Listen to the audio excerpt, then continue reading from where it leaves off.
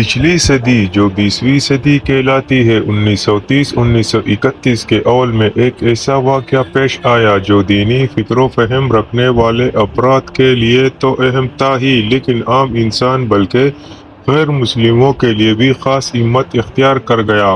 اس وقت کے عراق کے شاہ فیصل اول کو خواب میں صحابی رسول حضرت حذیفہ بن یمان رضی اللہ تعالیٰ عنہ کی زیارت ہوئی، جنہوں نے شاہ سے فرمایا کہ میرے اور میرے ساتھی کے قبروں میں پانی آ رہا ہے، ہمیں یہاں سے منتقل کرو۔ ان کے ساتھی صحابی رسول حضرت جابر بن عبداللہ رضی اللہ تعالیٰ عنہ تھے۔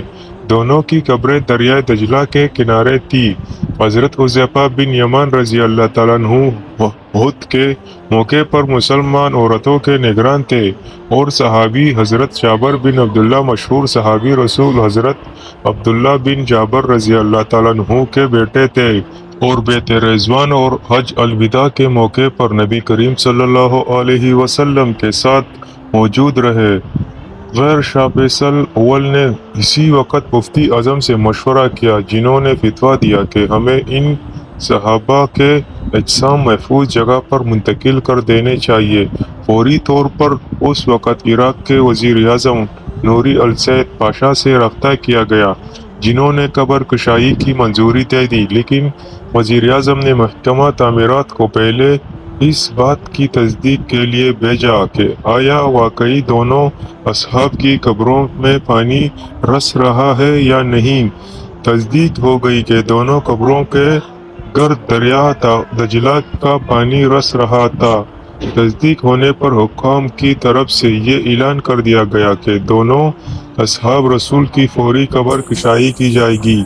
جو زیارت کرنا چاہے آ سکتا ہے۔ یہ حج کا زمانہ تھا، اس لیے دوسری مسلم ممالک حکام اور لوگوں نے درخواست کی کہ قبر کشائی حج کے اختتام پر کی جائے، جسے حکام نے قبول کیا اور طے پایا کہ حج کے فوری بعد ان جلیل القدر صحابہ کی قبر کشائی کا عظیم کام شروع کیا جائے گا۔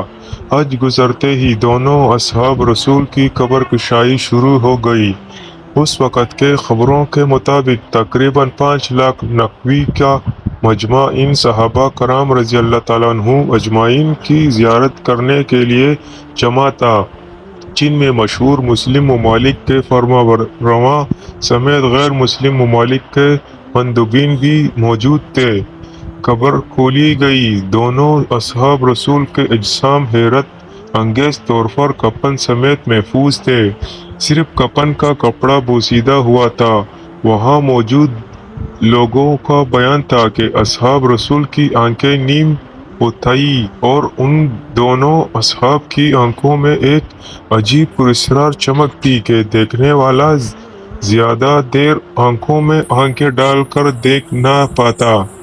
خبروں کے مطابق وہاں پر موجود ایک یہودی جرمن ڈاکٹر نے اپنے اور اپنے ساتھ اور بہت سے دوسرے غیر مسلم مندوبین کے ساتھ مفتی اعظم کے ہاتھ پر یہ کہہ کر اسلام قبول کر لیا کہ جس خدا کے نبی کی اصحاب کی آنکھوں کی چمک 1300 سال گزرنے کے بعد بھی ختم نہیں ہوئی، وہ نبی خود کیا چیز ہوگا۔